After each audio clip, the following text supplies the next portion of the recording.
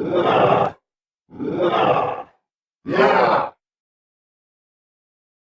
एक ऐसी जगह थी जहां इंसानों की चीखें गूंजती थी और आत्माएं भटकती थी। वरुण और आरव को अंदाजा नहीं था कि वो किस जाल में फंस चुके हैं।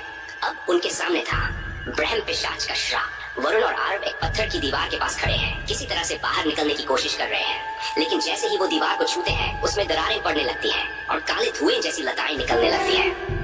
आरव, ये दीवार ये हिल रही है, क्या हो रहा है? पसीने में डूबा। वरुण, ये सिर्फ दीवार नहीं है, ये जगह जिंदा है, हमें यहाँ से निकलना होगा। लेकिन ये तहखाना सिर्फ एक जगह नहीं था, ये मौत का जाल था जिसे ब्रह्म पिशाच ने अपनी आत्मा के लिए तैयार किया था। यहाँ हर ईंट में एक श्राप छिपा था।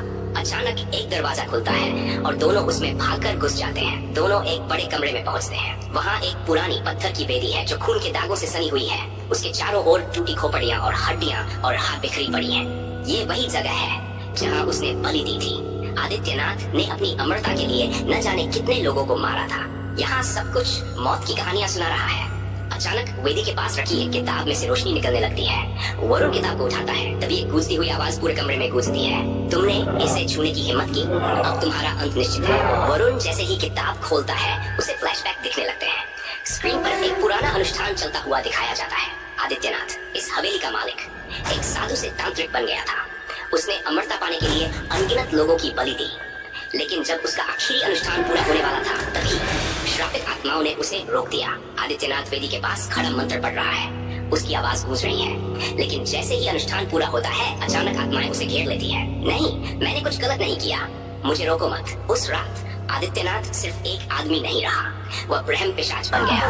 एक ऐसा प्राणी जिसकी आत्मा न तो जिंदा थी और नहीं मर चुकी थी, वो हवेली का हिस्सा बन चुका था। ब्रह्म पिशाच की मौजूदगी। फ्लैशबैक खत्म होते ही पूरा कमरा अंधेरे में डूब जाता है। अचानक हवाएं तेज हो जाती हैं।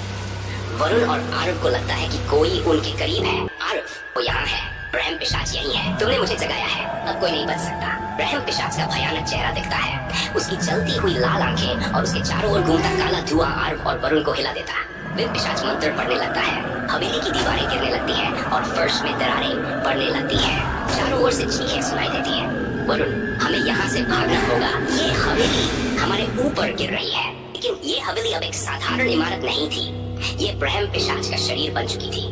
वरुण का सामना। भागते भागते वरुण और आरव अलग हो जाते हैं। वरुण सीधे ब्रह्म पिशाच के सामने पहुंचता है। पिशाच उसे हवा में उठा लेता है। तुम्हारी आत्मा अब मेरी है। नहीं, मैं हार नहीं मानूंगा। आरव का बलिदान का फैसला। दूसरी ओर आरव एक पुरानी किताब में एक मंत्र ढूंढता है। उसे पता चलता है कि ब्रह्म पिशाच को हराने के लिए उसे अपनी जान देनी होगी। अगर मैं नहीं करूंगा तो वरुण मर जाएगा, मुझे ये करना ही होगा। आरव मंत्र पढ़ना शुरू करता है। जैसे ही वो पढ़ता है ब्रह्म पिशाच चिल्लाने लगता है, नहीं, ये असंभव है। स्क्रीन अचानक अंधेरे में बदल जाती है। अंतिम आवाज में आरव का मंत्र और ब्रह्म पिशाच की चीखें गूंजती हैं। क्या आरव ब्रह्म पिशाच को हरा पाएगा या उसकी बलि व्यर्थ जाएगी? ब्रह्म पिशाच का अंत होगा या फिर वरुण और आरव का? इस कहानी का पूरा सच जानने के लिए हमारे चैनल को सब्सक्राइब करें और अगला भाग देखें। धन्यवाद।